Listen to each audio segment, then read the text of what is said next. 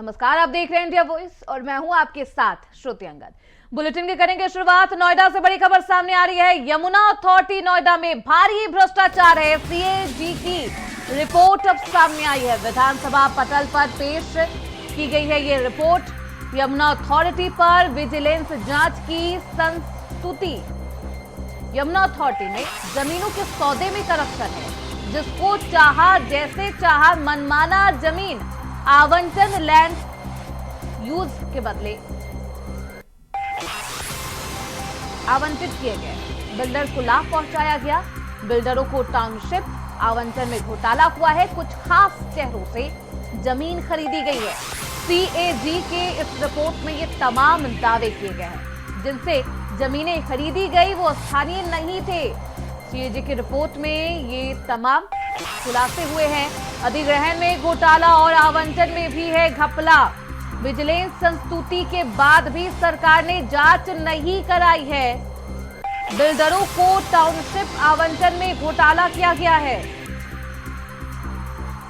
तो यमुना अथॉरिटी नोएडा में भारी भ्रष्टाचार। सीएजी की रिपोर्ट अब पेश की गई है। विधानसभा के पटल पर सीएजी की इस रिपोर्ट को पेश किया गया है। यमुना अथॉरिटी पर विजिलेंस जांच की संस्तुति है।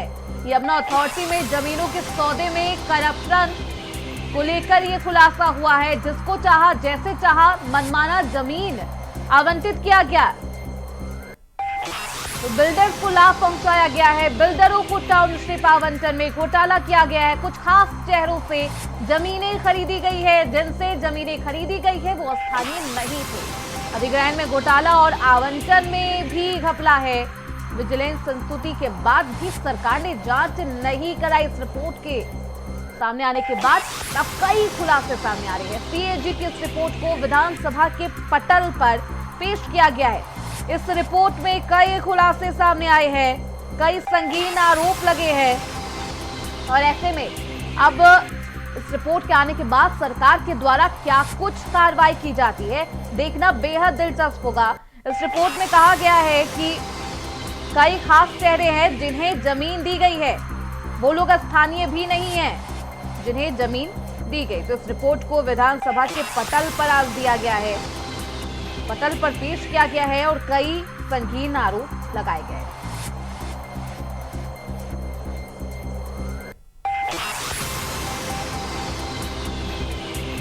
नोएडा यमुना अथॉरिटी में भ्रष्टाचार का ये पूरा मामला है। तो नोएडा में भारी भ्रष्टाचार। सीएजी की रिपोर्ट ये दावा कर रही है। नोएडा अथॉरिटी को लेकर ये दावा सामने आया है। ये रिपोर्ट सामने आई है। इस रिपोर्ट में कई खुलासे किए गए हैं।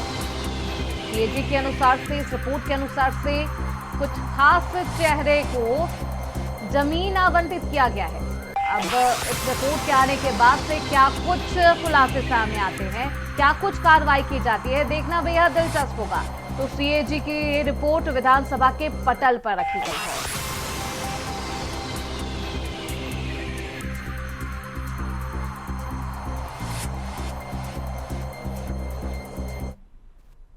वही खबर हरदोई से है, जहां भाजपाइयों ने कांग्रेस कार्यालय पर जमकर हंगामा काटा है। बता दें कि कांग्रेस कार्यालय पहुंचकर बीजेपी युवा मोर्चा ने कांग्रेस नेताओं के खिलाफ जमकर नारेबाजी की। लाठी डंडों से लैस होकर कांग्रेस कार्यालय के बाहर हंगामा करने पहुंचे थे भाजपाई। वही कांग्रेसियों ने बाहर निकलकर भाजपा कार्यकर्ताओं को खदेड़ा है। संसद में राहुल गांधी और भाजपा सांसद प्रताप सारंगी के साथ धक्का मुक्की से नाराज थे भाजपाइयों ने कांग्रेस कार्यालय पर इस तरीके से हंगामा काटा है। भाजपाइयों का एक अलग ही हल्ला बोल देखने को मिला। सारंगी के साथ धक्का मुक्की से नाराज थे भाजपा के कई कार्यकर्ता, जिन्होंने कांग्रेस कार्यालय के बाहर जाकर इस तरीके से हंगामा किया है। तो हरदोई का ये पूरा मामला, जहां कांग्रेस कार्यालय के बाहर बीजेपी की कार्यकर्ताओं ने इस तरीके से प्रदर्शन किया है। भाजपा के कार्यकर्ता लाठी डंडों से लैस होकर आए थे और कांग्रेस के कार्यालय पर जाकर वो जमकर बवाल काटते हुए नजर आए। राहुल गांधी पर धक्का मुक्की करने का आरोप लगा है, जिसको लेकर अब ये हंगामा किया जा रहा है। भाजपा के कार्यकर्ताओं के द्वारा। वही संसद का शीतकालीन सत्र हंगामे की भीड़ ही चढ़ गया। केंद्रीय गृह मंत्री अमित शाह के अंबेडकर वाले बयान पर और नेता प्रतिपक्ष राहुल गांधी के खिलाफ दर्ज एफआईआर के खिलाफ कांग्रेस आज देश भर के सभी जिला मुख्यालयों पर विरोध प्रदर्शन करेगी। वही भाजपा भी राहुल गांधी को घेरने की पूरी तैयारी में है, क्योंकि संसद में हुई धक्का मुक्की में भाजपा के 2 सांसद घायल हो गए हैं। भाजपा ने आरोप लगाया कि राहुल गांधी के धक्का देने की वजह से ये घटना घटी है। वहीं भाजपा के बड़े नेताओं ने राहुल गांधी के खिलाफ एफआईआर दर्ज कराई है। आज कांग्रेस का प्रदर्शन है और संसद में एक बार फिर से संग्राम की तस्वीरें सामने आई। राहुल जी पे तमाम इन्होंने तो अम्बेडकर विवाद पर यह प्रदर्शन किया जा रहा है कांग्रेस के द्वारा, तो वही राहुल गांधी के खिलाफ अब एफआईआर दर्ज करवाया गया है बीजेपी पार्टी के द्वारा। Mr. Rahul Gandhi for physical assault and incitement। हमने श्रीमान राहुल गांधी जी के खिलाफ दिल्ली पुलिस में शिकायत दर्ज कराई है। उनके द्वारा शारीरिक हमला और उकसाने के लिए, और जो हमने कंप्लेंट दर्ज कराई उसमें हमने विस्तार में बताया है कि जो घटनाक्रम आज सुबह हुआ पार्लियामेंट के मकर द्वार के बाहर, जहां एनडीए के सांसद शांतिपूर्वक तरीके से कांग्रेस के झूठ के प्रोपेगेंडा को बेनकाब कर रहे थे और उनसे माफी की मांग कर रहे थे, उसी समय लगभग 10:40 से 10:45 के बीच में श्रीमान राहुल गांधी जी अपने कुछ इंडी अलायंस गठबंधन के सांसदों के साथ उस और कूच करते हैं, और जब सिक्योरिटी फोर्सेस के लोग उनको कहते हैं कि ये डेजिग्नेटेड पाथ है, ये रास्ता है जहां से आप पार्लियामेंट के अंदर जा सकते हैं, तो जिस तरह का राहुल गांधी जी का रवैया था उन्होंने गुस्सा प्रकट किया और शायद इस परिवार और इस पार्टी को अपने आप को कानून से ऊपर मानने की एक आदत सी पड़ गई, उल्लंघन करने की आदत पड़ गई। वो डेजिग्नेटेड पाथ जो बताया गया रास्ता उस पर नहीं गए, बल्कि एनडीए के सांसदों के बीच में दल बल के साथ कूच कर गए। उन्होंने अपने साथी सांसदों को उकसाया भी, और इस भावना के साथ, दुर्भावनापूर्ण रवैये के साथ वो आगे बढ़े, जिससे उनको पता था कि सीढ़ियों पर खड़े लोग सांसदों को चोट लग सकती है, गंभीर चोट लग सकती है, और उन्होंने वही किया। उस धक्के में जहां एक और मुकेश राजपूत जी सिर के बल गिरे, उनको सिर के पीछे चोट लगी, वहीं पे पूर्व मंत्री और सांसद प्रताप सारंगी जी के आगे सिर फट गया है।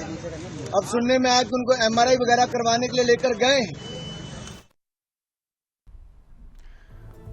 तो राहुल गांधी के खिलाफ एफआईआर दर्ज किया गया है। आज शीतकालीन सत्र का आखिरी दिन है और अभी स्थगित कर दिया गया है सदन को। हमारे साथ हमारे सहयोगी अजय चौहान इस खबर पर ज्यादा जानकारी के साथ जुड़ चुके हैं। अजय, आज शीतकालीन सत्र का आखिरी दिन है सदन में और उसे आज स्थगित करना पड़ा, क्या कुछ वजह बताई जा रही है? और अभी सदन के बाहर का माहौल कैसा है?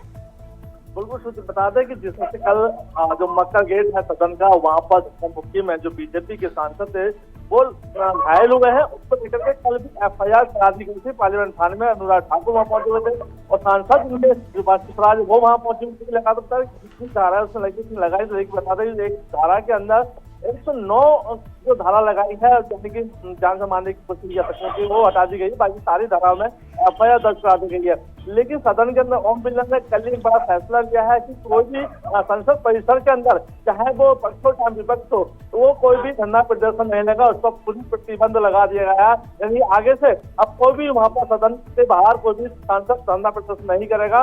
यानी क्योंकि कई घटना को सामने पहले भी आ चुके थे, कल की जो घटना थी वो कहीं न कहीं संज्ञान में लिया गया और परिसर में वही जो वहाँ के सुरक्षा कर्मचारी हैं उनको भी आदेश दिया गया कि ऐसी घटना सामने न आए, अगर कोई विरोध प्रदर्शन करता तो उन पर कानूनी कार्रवाई की जाएगी। यानी कहीं न कहीं साफ साफ वो मिलना साफ कर दिया है कि कल की घटना करने पूरा संदेश पूरे देश में गया है, किस तरह सांसदों की तरफ से ये हाथापाई हो।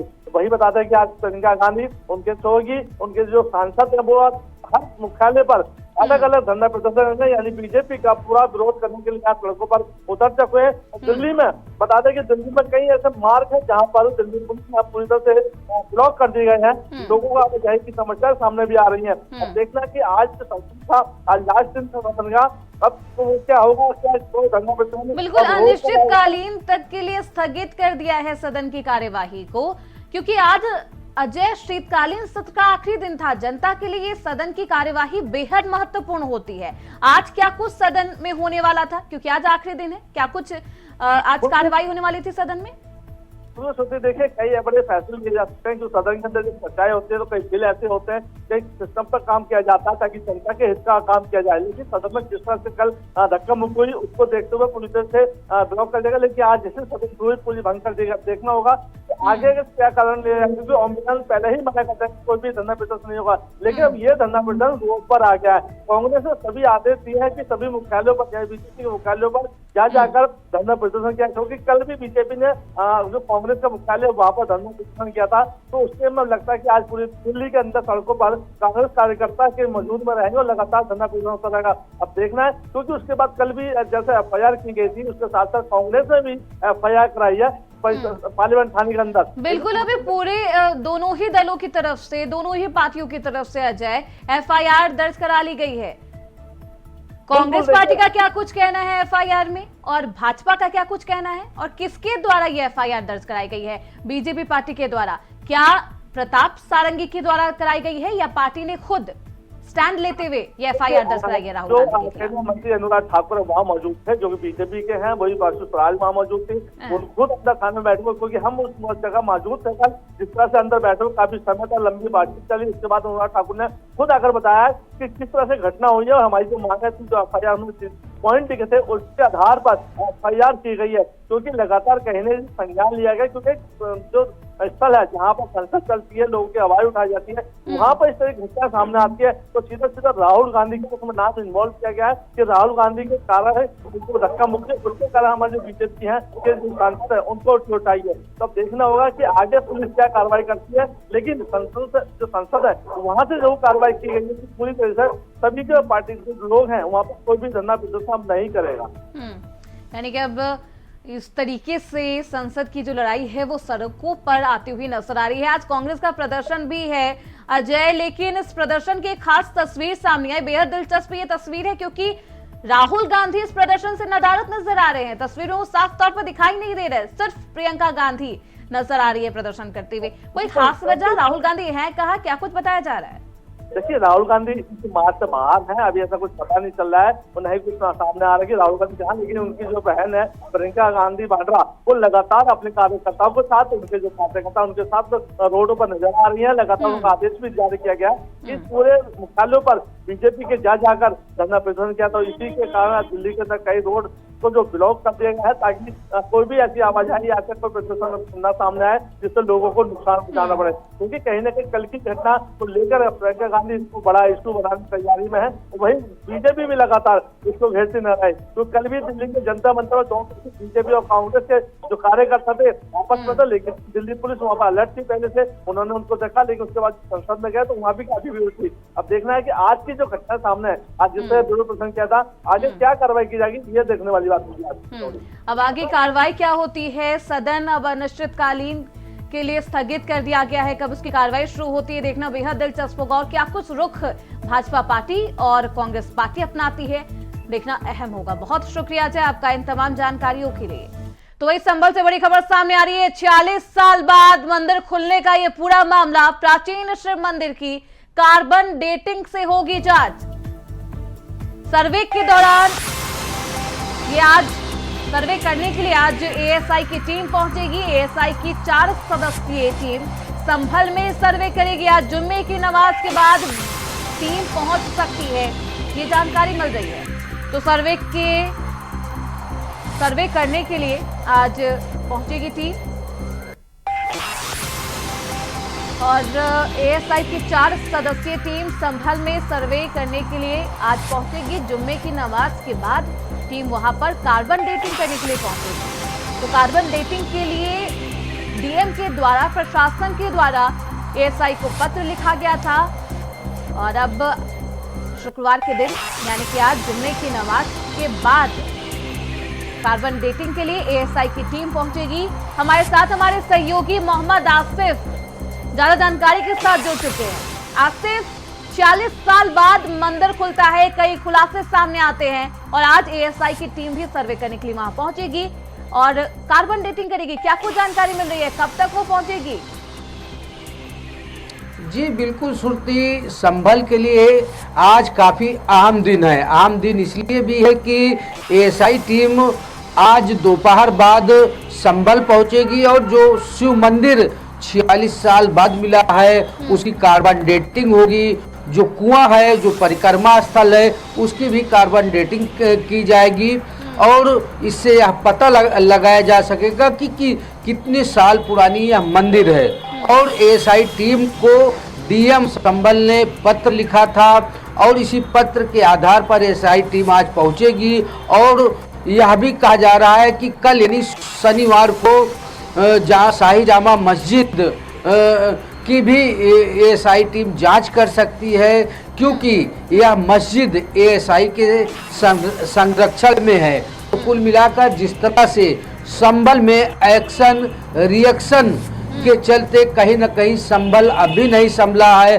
अगर सुरक्षा व्यवस्था की बात करें तो आज भी संभल में 3 लेयर में सुरक्षा व्यवस्था का इंतजाम किया जाएगा और डिजिटल मेटल के जरिए जो है मस्जिद में नमाजियों की जांच होगी और कहीं से कोई अप्रिय घटना से निपटने के लिए भारी संख्या में पुलिस फोर्स तैनात की गई है और इसके अलावा ड्रोन कैमरों से उपद्रवियों पर नज़र रखी जाएगी।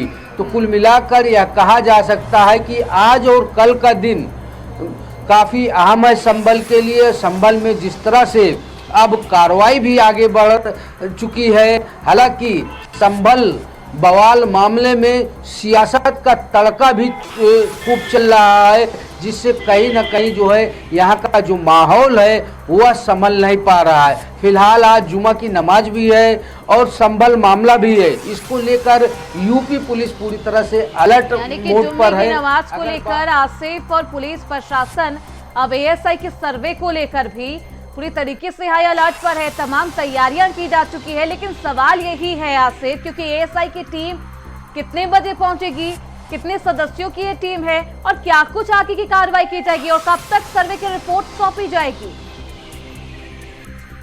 बात करें एएसआई टीम की तो यह पता चला था कि कल ही मुरादाबाद पहुंच चुकी थी एएसआई की टीम। 4 सदस्यीय टीम है या जो भारी सुरक्षा व्यवस्था के बीच आज दोपहर बाद यानी कि जुमा की नमाज के बाद एएसआई टीम मंदिर की जो है कार्बन डेटिंग करेगी और सुरक्षा व्यवस्था का ख्याल भी रखा जाएगा, क्योंकि जिस तरह से 24 नवंबर को शाही जामा मस्जिद के सर्वे के दौरान बवाल हुआ, संभल में बवाल कहीं न कहीं बवाल की आंच पूरे यूपी में फैल गई थी और यही वजह है कि जिस तरह से डीजीपी प्रसाद कुमार ने आज भी संभल में 3 लेयर की सुरक्षा प्रदान करने की जो निर्देश है अधिकारियों को दिया है और एएसआई टीम अब जो है आज कार्बन डेटिंग करेंगी। कल संभल में भी टिकी रहेगी एएसआई टीम, क्योंकि शाही जामा मस्जिद का भी सर्वे कर सकती है। हालांकि निश्चित समय मंदिर के कार्बन डेटिंग का अभी नहीं है, लेकिन यह तय है कि आज कार्बन डेटिंग करने के लिए एएसआई की टीम संभल पहुंचेगी। 46 साल बाद ये मंदिर खुलता है और कई खुलासे भी अपने साथ लेकर आता है। अब एएसआई की टीम के द्वारा क्या कुछ कार्बन डेटिंग की जाती है, उसके बाद क्या कुछ खुलासे होते हैं, देखना बेहद दिलचस्प होगा। बहुत शुक्रिया मोहम्मद आसिफ आपका इन तमाम जानकारियों के लिए। तो वहीं प्रयागराज से बड़ी खबर सामने आ रही है। इलाहाबाद हाई कोर्ट से जुड़ी ये खबर, सीएम योगी को हटाने की मांग की जा रही है। मांग को लेकर हाई कोर्ट में याचिका भी दायर की गई है। जस्टिस शेखर यादव के विवादित बयान का समर्थन देने को लेकर दाखिल हुई याचिका सामाजिक संस्था PUCL की तरफ से दाखिल की गई है याचिका। शीतकालीन छुट्टियों के बाद याचिका पर सुनवाई की उम्मीद जताई जा रही है। मांग को लेकर हाई कोर्ट में याचिका पहुंची है।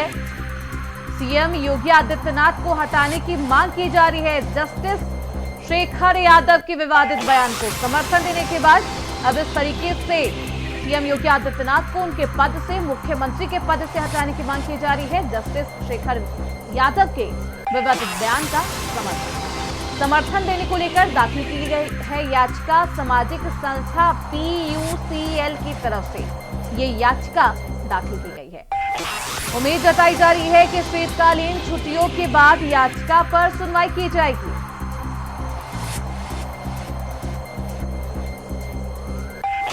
तो खबर पर ज्यादा जानकारी के साथ हमारे सहयोगी शोएब रिजवी हमारे साथ जुड़ चुके हैं। शोएब, क्या कुछ है ये पूरा मामला? दरअसल पिछले दिनों विश्व हिंदू परिषद का एक कार्यक्रम था जिसमें जज भी शामिल हुए थे और उन्होंने वहां पर कुछ बयान दिया था। उसी बयान को लेकर के काफी चर्चा हुई थी और पिछले दिनों उसी बयान को लेकर के मुख्यमंत्री ने भी कहीं ना कहीं सहमत जताई और उनके बयान के बारे में एक तरह से कह सकते हैं कि अपनी बात रखी, जिसको लेकर के अब ये जो संस्था है इसकी तरफ से एक याचिका इलाहाबाद हाईकोर्ट में दाखिल की गई है, जिसमें कहा गया है कि मुख्यमंत्री के पद पर रहते हुए जिस तरह उन्होंने इसको इस बयान का समर्थन किया है वो कहीं ना कहीं असंवैधानिक है, पद का गरिमा के विपरीत है और इसी को लेकर के ये PIL दाखिल हुई है और उस पर अब फिलहाल शीतकालीन अवकाश है। उसके बाद उम्मीद की जा रही है कि हाईकोर्ट में सुनवाई होगी। एक जानी मानी संस्था है, इसमें वरिष्ठ जो अधिवक्ता है उनकी तरफ से इस केस में अपनी बात रखी जाएगी। फिलहाल वो इस पर कब डिसाइड करता है, कब इसका सुनवाई होती है, अभी इसका इंतजार करना पड़ेगा। लेकिन ये जरूर है कि मुख्यमंत्री योगी आदित्यनाथ के खिलाफ ये याचिका जनहित याचिका के तौर पर दाखिल की गई है, जिस पर 30 साल अवकाश के बाद सुनवाई होने की उम्मीद है। यानी कि अब सीएम को पद से हटाने के लिए ये याचिका दायर की गई है। इस याचिका पर शीतकालीन की छुट्टियों के खत्म होने के बाद इस याचिका पर सुनवाई होने की उम्मीद जताई जा रही है।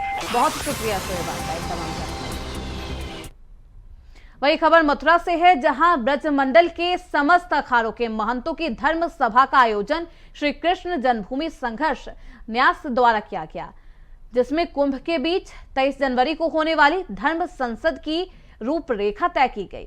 इस अवसर पर सभी अखाड़ों के श्री महंतों का स्मृति चिन्ह देकर सम्मान किया गया। वहीं इस दौरान महंत हरिशंकर दास सभा को संबोधित करते हुए कहा कि भगवान योगेश्वर श्री कृष्ण की जन्मभूमि को मुक्त कराना है। इसके लिए श्री कृष्ण जन्मभूमि संघर्ष न्यास के अध्यक्ष दिनेश शर्मा को पूर्ण समर्थन दिया जाता है। धर्म सभा में सरकार से गौ रक्षकों पर लगाए गए सभी मुकदमों को वापस लेने की मांग की। साथ ही ये भी कहा कि अखाड़ा परिषद की देखरेख में विशाल धर्म संसद का आयोजन 23 जनवरी को प्रयागराज में आयोजित किया जाएगा।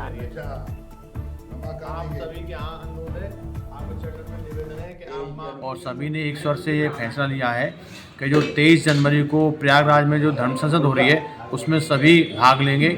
और हमारी सभी सनातनी हिंदुओं से अपील है कि प्रयागराज में होने वाली धर्म संसद में आप सभी पधारें। वहाँ पर भगवान श्री कृष्ण जन्मभूमि मंदिर का जो धर्मयुद्ध चल रहा है न्यायालय में, उस धर्मयुद्ध में किस प्रकार विजय प्राप्त होगी, किस प्रकार संतों का सहयोग रहेगा, कौन कौन से संत भगवान उसमें गवाही देंगे और उस प्रयागराज में जो भी फैसला होगा धर्म संसद में वही केंद्र सरकार को भेजा जाएगा, क्योंकि संत भगवान का जो आदेश होता है उनको सभी मानते हैं। ऐसी हमारी उम्मीद है भगवान श्री कृष्ण की कृपा से। जहाँ भगवान श्री राम का लला का जो दरबार सजा है, उसी प्रकार हम सबको उम्मीद है कि भगवान श्री कृष्ण का दरबार जल्द से जल्द सजेगा। फिलहाल इसी के साथ इस बुलेटिन में बस इतना ही। देखते रहिए इंडिया वॉइस।